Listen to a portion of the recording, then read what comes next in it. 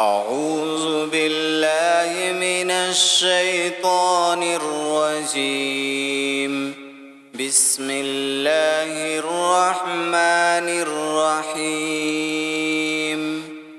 لا أقسم بهذا البلد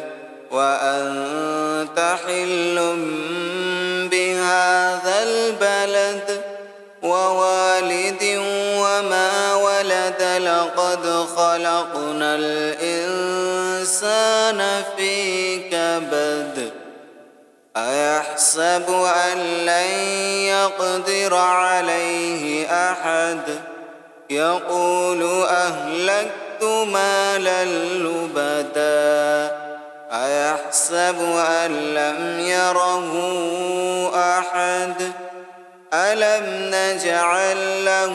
عينين ولسانا وشفتين وهديناه النجدين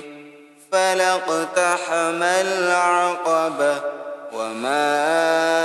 أدراك ما العقبة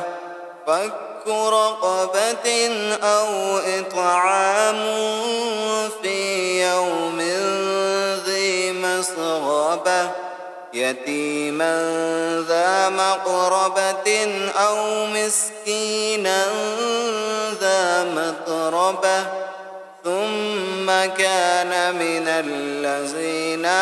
آمنوا وتواصوا بالصبر وتواصوا بالمرحمة أولئك أصحاب الميمنة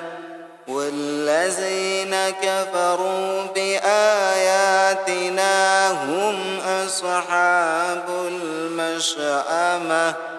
عليهم نار مؤصدة